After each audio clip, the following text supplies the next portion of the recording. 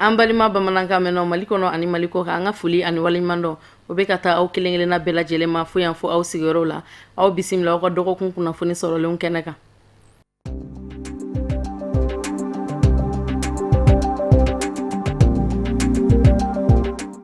Ziyara ale alislamew ka ɲɔgɔn kunbɛnba dɔ ye i n'a fɔ mawuludu n'a ɲɔgɔnnaw a bɛ kɛ san o san ka kɛɲɛ ni Sayid Sherif Usman Madani Haidara ka laɲini min bɛ kɛ Tamani ale ye waati kɛrɛnkɛrɛnnen alislamew bolo ka dugawu kɛ ani ka dugawu ɲini an ka maabasiw fɛ minnu y'u ka diɲɛnatigɛ bɛɛ lajɛlen bɛn Ala ko ma i n'a fɔ an kuntigi Mahamadu kisi ni nɛɛma b'a ye ale tun b'a kɛ cogo min na. An nana Sherifu kama kana dugawu ɲini a fɛ quoi Ala ka barika don Ala ka barika don silamɛya la ka barika don an yɛrɛ bakun na. An nana ziyara de la Tamani ziyara la Haidara fɛ yan an nana kana a ka baw n'a faw olu ka dugawu de minɛ. Bon an nana ziyara la kana bɔ an bangebaaw ye ani Serifu ani kira somɔgɔw kana ɲa da u kan ka dugawu ɲini u fɛ a fɔ an seko se dugawu min na an k'o k'o ye. O kadara kɔnɔna na san o san alislamew kɛrɛnkɛrɛnnen fɛn min ansardini maw seliba tile sabanan don ziyara belebele in a bɛ labɛn Sayid Sherif Usman Madani Haidara a fadugu la n'o ye Tamani ye maaw bɛ bɔ diɲɛ fan bɛɛ lajɛlen fɛ ka na u majigi an ka maabasiw minnu dalen bɛ Tamani i n'a fɔ Sayid Usman Madani Haidara faw o n'a ɲɔgɔnnaw caman olu bɛɛ lajɛlen ye sherifu ye. An bɛ kɛnɛ min kan an bɛ Ala barikadali kɛnɛ de kan an karamɔgɔ n'o de ye Sayid Sherif Usman Madani Haidara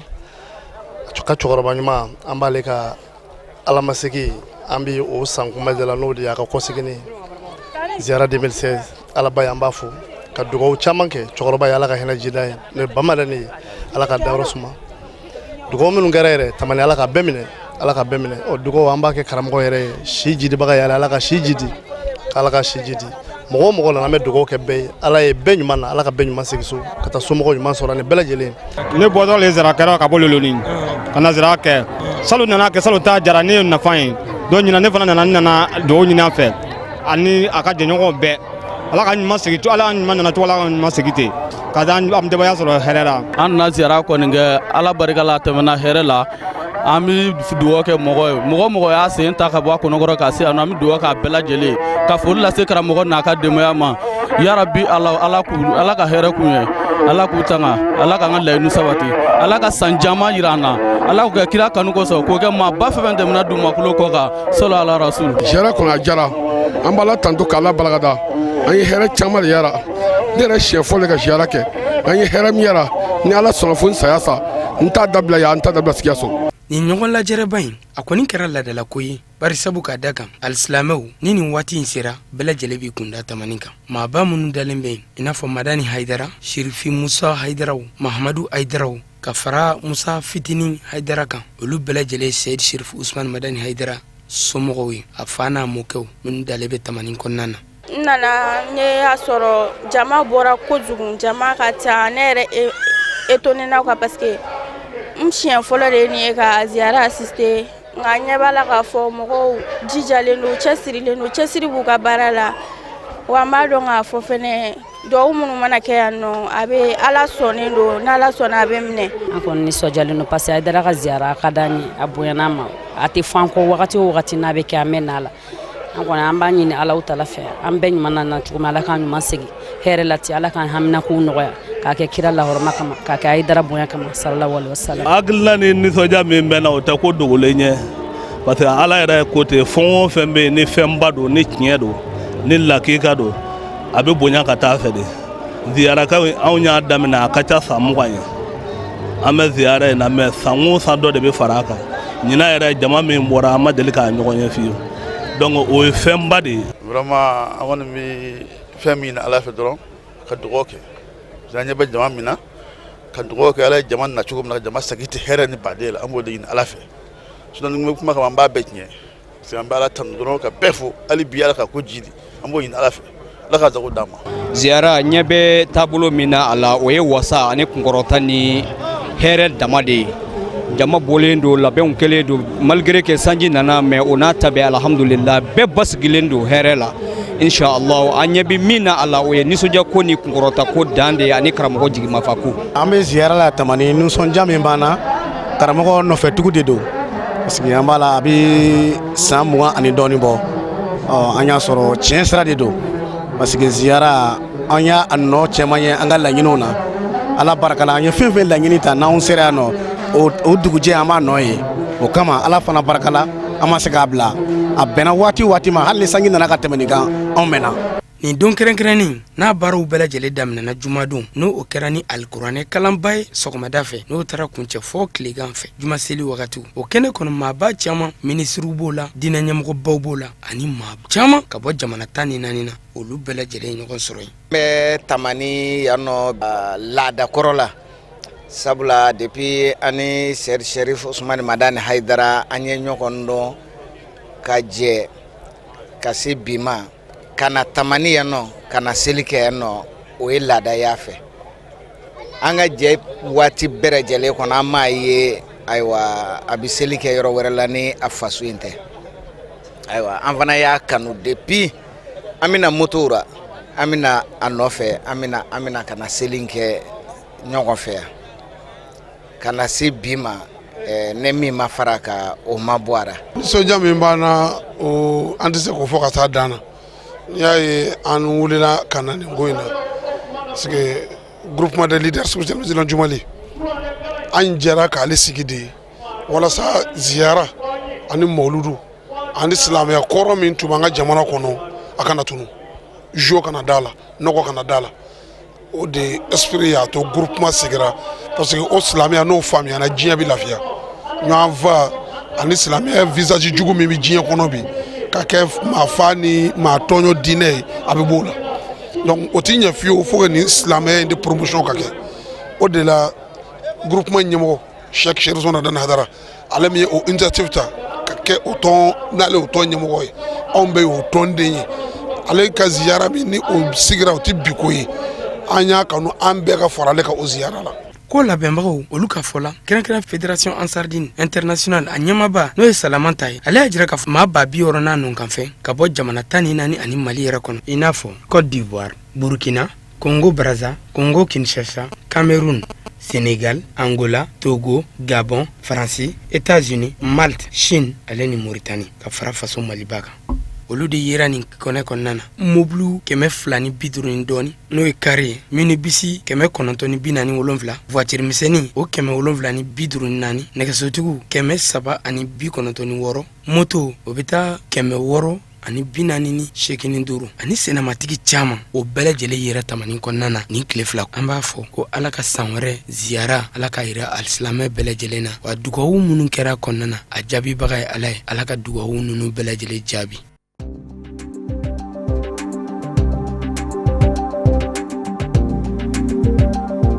an nuso ka di kɛnɛ nin kan bi an b'an karamɔgɔ fo ka barikada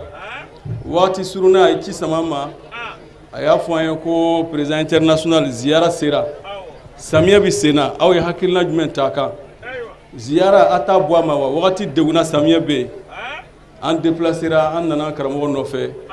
an ko bɛɛ ti ɲɛ téléphone na an farala ɲɔgɔn kan an y'a deli an ko karamɔgɔ an yɛrɛ b'a fɛ sa i ka dɔɔni lɔn an tɔndenw na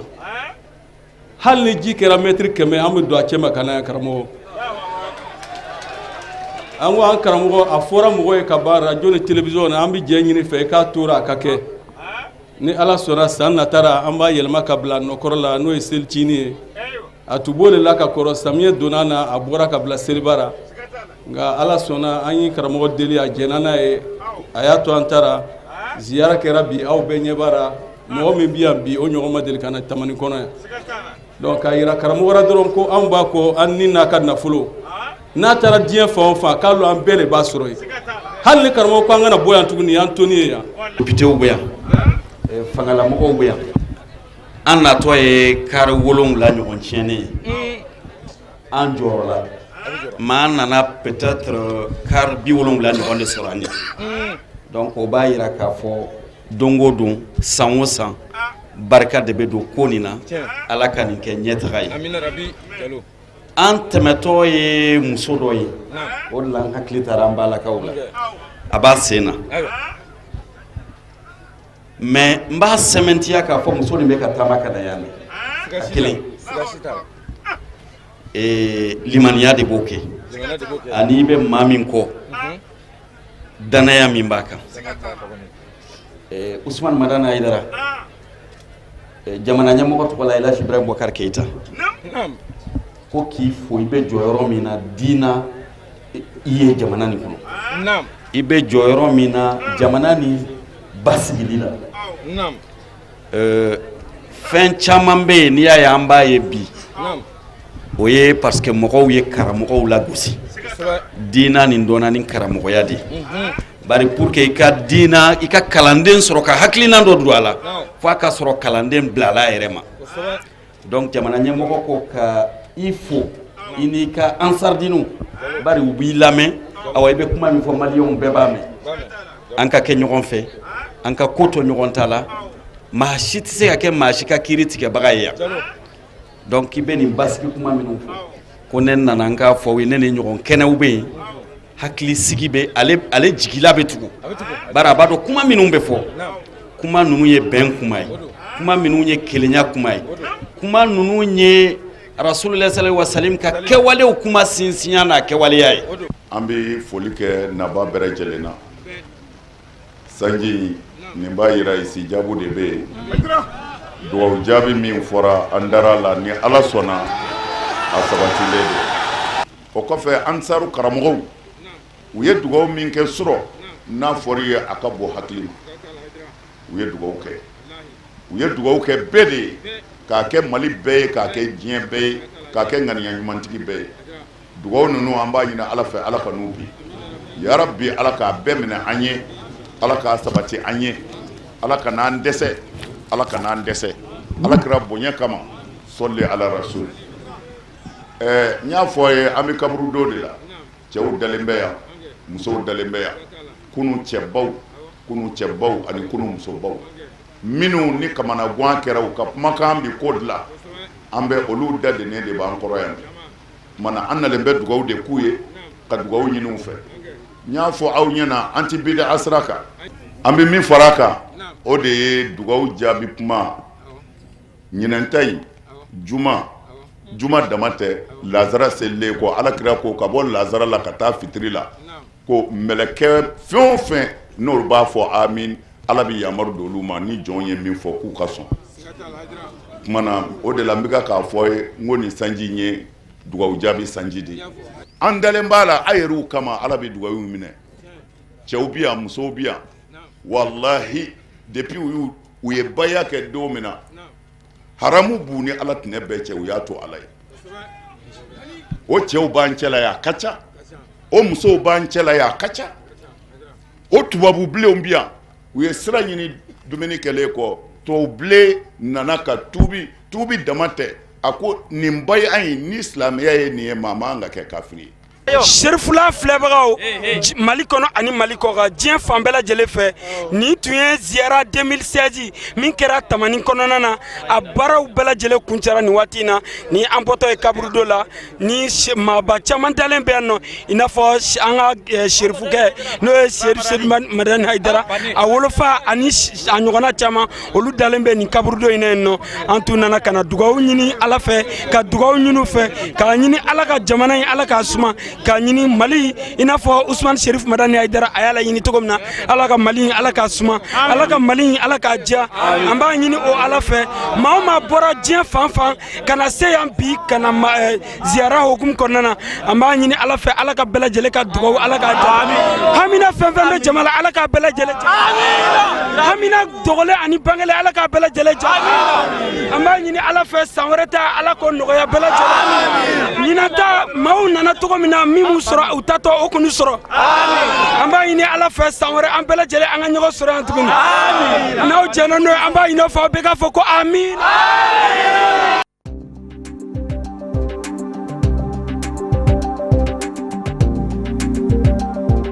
A bɛ san 3 bɔɲɔgɔnko bɔ ka tugu ɲɔgɔn na cakɛjɛkulu minnu farala ɲɔgɔn kan ni an ko ma jifa ka kɛ ni Mali jagobulonba ka tɛgɛ di ɲɔgɔn ma ye u kɔni ye jɔnjɔn ta ni ka di maaw ma minnu ni olu kɔni jɔyɔrɔ yera kosɛbɛ Mali kɔnɔ ani Mali kɔkan u ka cakɛdaw olu yakubayali la min ni o kɛra ni lajɛba in senfɛ. Ala ka san wɛrɛ yirana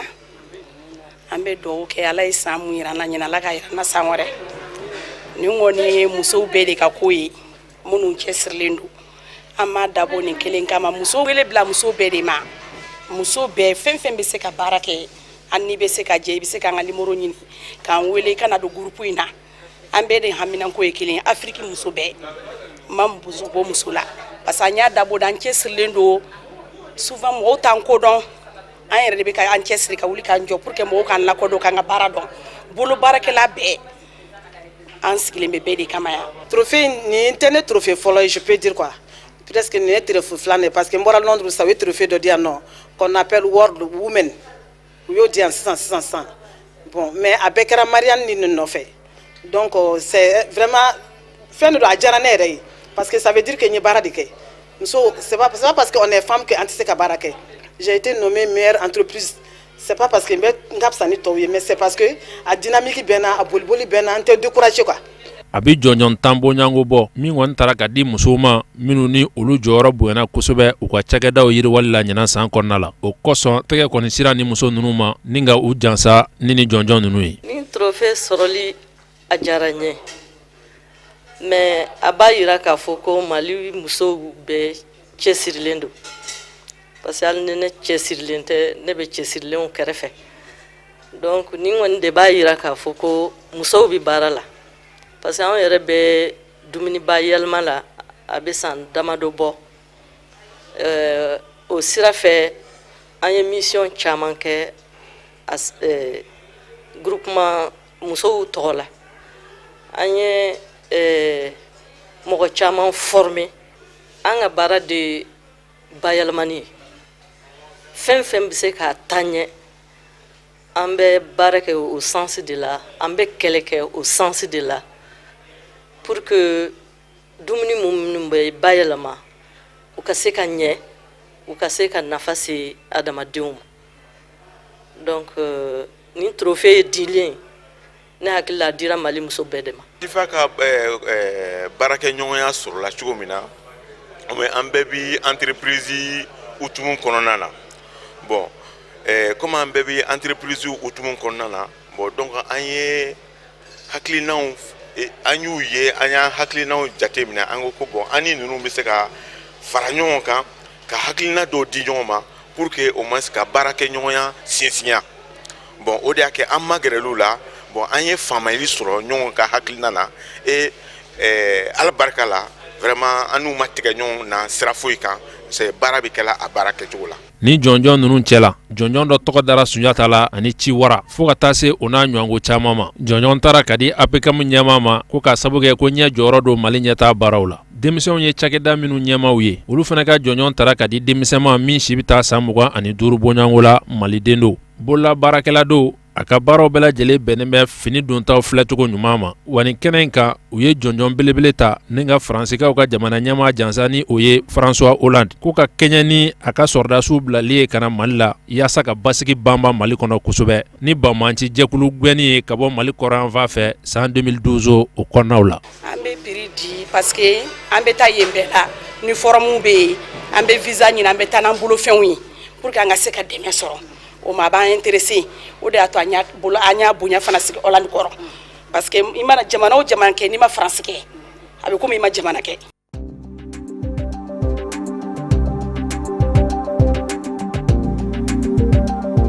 Denmisɛnnin minnu b'an ka jamana kɔnɔ n'u tilala kalan na nka u ma baara sɔrɔ o n'a ta bɛɛ ka tila ka ŋaniya ta k'u bɛ baara kɛ faso ye fufalaki n'a bɛ fɔ o ma ko jeune volontaire projet fier ye formation belebele boloda kulukorokaw fɛ yen ka se ka o jeune volontaire ninnu degi technique d'information et d'animation n'o ye kunnafoni diko ɲuman ye mɔgɔ 74 olu de bɛna degi ni technique ninnu na o formation in kɔfɛ projet fier bɛna u tila dugu 37 ni ɲɔgɔn cɛ walasa u ka taa o dugu ninnu denmisɛnninw degi baara taabolo ɲuman na. Formation ni a bɛ kɛla hukumu kɔnɔna la a bɛ kɛ an ni projet fier an n'u ka jɛ kɔnɔna la projet fier ye projet mun bɛ an ka togodala denmisɛnninw dɛmɛ k'u kalan ani k'u dege baara kɛcogo la u ka sɛnɛfɛnw u bɛ se k'olu bayɛlɛma cogoya min na k'olu ba donc anw ye volontaire anw bɛ mɔgɔ bɔ ka d'u ma minnu volontaire ye mun ye cɛbɔw minnu ko denmisɛnnin minnu ko an b'an yɛrɛ di an faso ma an tɛ wari ɲini an tɛ sanu ɲini mais an bɛ faso ko de la yɛrɛ ko donc olu de bɛna taa fier ka baara kɛ ka taa kungo togodaw la ka tugu sigi ka fier ka baara taabolo ye mun ye a bɛ ɲɛfu ɲɛna cogoya min na ka togodala denmisɛnninw k'olu fana dege baara fɛn na k'u kalan u bɛ se ka baara bɛ se ka ji d'u bolo cogoya min na donc an ye denmisɛnnin minnu ta olu baara kama o de fana bɛ na an bɛna olu de senna bila bi ka kalansen d'u kɔrɔ kalansen minnu b'a to u bɛ se k'u ka jamana dɔn k'u yɛrɛ dɔn k'u danbe dɔn n'u taara u bɛ taa togoda minnu na ka taga denmisɛnnin minnu sɔrɔ u n'olu ka kɛ kelen u ka se ka olu fana dɛmɛ k'u ka Mali dɔn ka malidenya dɔn ka malidenɲumanya dɔn ka se k'u ka baara kɛ pour que Mali bɛ se ka taa ɲɛfɛ cogoya min na an bɛna denmisɛnnin 74 de kalan bon denmisɛnnin 74 na 37 o ye cɛ ye 37 o ye muso ye bon mɔgɔ fila de bɛ sigi togoda kelen na donc n'i y'a jateminɛ i bɛ sɔrɔ dugu 37 u bɛna taga yen nɔ de cɛ kelen muso kelen ka tugu sigi musow bɛ musow kalan cɛw bɛ cɛw kalan. U bɛna taa denmisɛnnin minnu degi olu si b'a ta san 15 ka taa bila fo san 40 wa o bɛna kɛ sababu ye togodala denmisɛnnin ninnu ma k'u degi sɛnɛ taabolo u ka sɛnɛkɛfɛnw bayɛlɛmani ani sɛnɛ bɛ se ka tɔnɔ min lase u ma. projet FAIRE yɛrɛ ka laɲini ye ka denmisɛnnin minnu bɛ togoda la n'u si b'a daminɛ san 15 fo ka se san 40 ma projet FAIRE ka laɲini ye k'olu former ani k'u dɛmɛ sɛnɛ yiriwali ani dunkafa sabatili an ka togodaw la. Tiɲɛ do ni volontaire ninnu denmisɛnninw do mais u tɛ an ka cible ye mais an ka laɲini dɔ ye sani an ka taa mɔgɔ wɛrɛ ta ka taa animation kɛ an ka village ninnu na n ko an bɛ convention de kɛ ni CNPV an ka volontaire dɔw ta parce que i b'a ye k'a fɔ hali an ka denmisɛnnin dɔw bɛ yen nɔ baara sɔrɔli ka gɛlɛn u ma parce que ko expérience t'u la bon ne hakili la nin fana nin contrat san kelen contrat nin o fana b'a to nin denmisɛnnin ninnu fana bɛ expérience sɔrɔ u bɛ se k'u bolo bɔ baara wɛrɛw nɔfɛ mun tɛ nin fɛn ye parce que nin tɛ mɔgɔ ka baara ye mɔgɔ se k'i ka badabada baara kɛ nin donc nin fana formation de ye olu bolo nin fana kalan de ye olu fana bolo. O baara in bɛɛ tɛmɛnen kɔfɛ projet FAIRE ka formation in bɛna to ni jeune volontaire mɔgɔ 74 bɛɛ ka kunnafoni ɲuman k'o sɔrɔ walasa ka se ka taa togoda denmisɛnnin ninnu kalan ka ɲɛ. Nin ko in bɛna kɛ tare ye togodala denmisɛnnin ninnu ma barisa san kelen kɔnɔ u bɛna degi projet monteliw la u ka sɛnɛfɛnw bayɛlɛma cogo ani wari yɛrɛ ɲini cogo.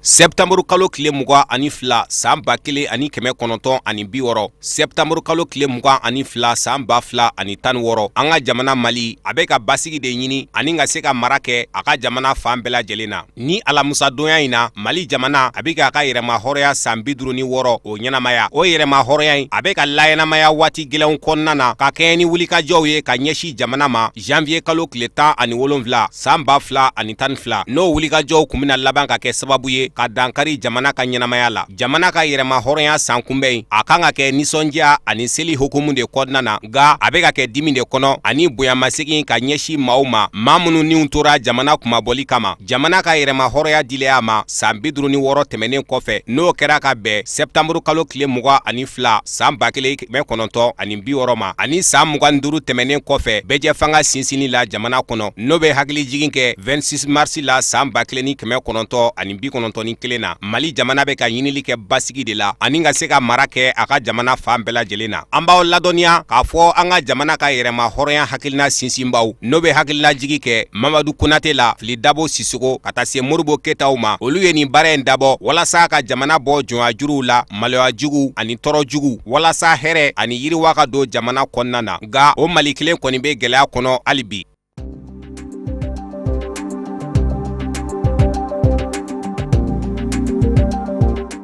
jamana ka yɛrɛma hɔrɔnya don ye hɛrɛ don de ye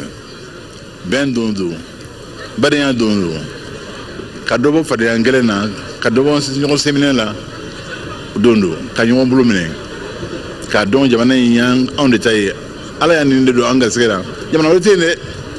n'i y'a tiɲɛ ma a bɛ tiɲɛ bɛɛ de ye ala kana tiɲɛ donc an k'an hakiliw kɛ kelen ye an k'an ŋaniyaw tilen an k'an ŋaniyaw tilen jamana ma Mali ma ka hinɛ Mali la ka hinɛ malidenw na ka tiɲɛ fɔ ɲɔgɔn ye ka tiɲɛ fɔ ɲɔgɔn ye n y'o fɔ ngo n'i y'a da ne na ne tɛ si la o nka min bɛ e ni ne sanfɛ o bɛ si la dɛ o bɛ si la k'o ye k'o to yen ka hinɛ jamana na k'a dɔn ni jamana in bɛɛ na foyi tɛ min bɛ se k'an kɔnɔna fili an ka jamana tɔw lajɛ ni gɛlɛyaw bɛ yen bɛɛ bɛ bɛn ka taa da kelen fɛ politiki ko misɛnninw bɛ dabila ka ɲɛsin jamana baara ma minnu bɛ kungo kɔnɔ su ni tile marifa b'u bolo ka jamana nin lakana an ka miiri la dɔɔni dɛ n'olu b'o la anw bɛ warakanfɔ la a tɛ se ka bɛn dɛ donc mali bɛ yɔrɔ min na bi an k'a dɔn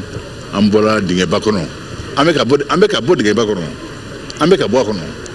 donc an k'an jija k'o sinsin ɲɔgɔn fɛ k'o sira tile ɲɔgɔn fɛ o bɛ kɛ mun na o bɛ kɛ cogo jumɛn k'an ka sɔrɔdasiw dɛmɛ ka maramafɛnw d'u ma minnu bɛ se ka u ka kɛlɛ saniya kosɛbɛ min bɛ se ka to u bɛ se juguw la o ye ne ka miiriya ye o ye n ka hami ye su ni tile ala b'a dɔn kira b'a dɔn ne ni premier ministre ani gouvernement an b'o baara la ministère de la défense ala ko nɔgɔya n ye n b'a fɔ an ka denmisɛnw ka baara in don o don ala ka nɔgɔya an hakili b'o la su ni tile an t'u bila ka taa kungo kɔnɔ k'an sigi k'an ɲɛtugu k'an da ka sunɔgɔ dɛ fɛn o fɛn bɛ se k'a to n'u bɛ se ka san sɔrɔ o de ye ne ka hami ye an b'o de ɲini an b'o de fɛɛrɛw siri n'o bɛ se ka ɲɛnabɔ n y'a fɔ sisan papa mari ko a ko européen min ye mun ye n y'a ɲɛfɔ a ɲɛna n ko sariya de don sariya min bɛ an jagoya san o san nafolo dɔ bɛ yen nɔ k'o bila kɛrɛfɛ o ye armée ta ye mɔgɔ si tɛ ka mago la a labɔra min kama a bɛ k'o de ye san 5 kɔnɔ ka plan dilan pour que armée fan 14 bɛɛ ka se ka san sɔrɔ a kɛra armée de l'air ye ka hélicoptère san ka avion san ka avion transport san a kɛra blindé ye k'olu fana san maramafɛn fɛn bɛ se ka an taɲɛ k'an se juguw la k'olu bɛɛ labɛn k'olu san o de don n ma ɲinɛ fana an ka sɔrɔsiw ka condition kɔ u ka sow u ka denbayaw u musow n'u denw an hakili b'u la o la an y'a fɔ n ko ni minnu tora faso kɛlɛ la a ka kan faso k'i hakili t'u la faso k'i miiri o denw na maa minnu sara k'u denw to o den ninnu kan ka to mali ka charge de la mali ka kan k'olu ta fɔ u ka kɛ kodɔnna ko baarakɛlaw ye u ka se u yɛrɛ kɔrɔ o y'an ka baara ye a bɛ fɔ ma ko pupille de la république o pupille de la république o sariya o tala kunun gouvernement fɛ ala ka sira d'an ma ala ka ɲɛ n bɛ min fɔ o kɔ n ko an bɛ samiya la n ka dugawu bɛɛ la n b'a fɔ ala ka kɛ samiya ɲuman y'an bolo ala ka laban ɲuman yɛrɛ an na ala ka ji min tɔ minnu bɛ na k'o kɛ ji ɲumanw ye ala kana kɛ ji tiɲɛlaw ye ala k'an ka sɛnɛfɛn bɛɛ ɲɛ a fɔra ko fɛn minnu bɛ sira la u ka dan sira la yen n'o ye ntɔnw ye u ka dan sira la n'u ma dan sira la an ka s'u la pour que an ka sɛnɛfɛnw ka sira sɔrɔ u ka ɲɛ a kɛ to bala sa mamadu n bɛ ka nin de fɔ. o de bɛ dan sigi an ka bi dɔgɔkun kunnafoni sɔrɔlenw na minnu sera ka fara ɲɔgɔn kan kunnafoni diso ɲɛmɔgɔyaso fɛ ka bɛn ni kuma in ye k'a lase aw ma aw ni ce aw ka ɲɛmadali la aw k'an bɛn sini ni ala sɔnna ma.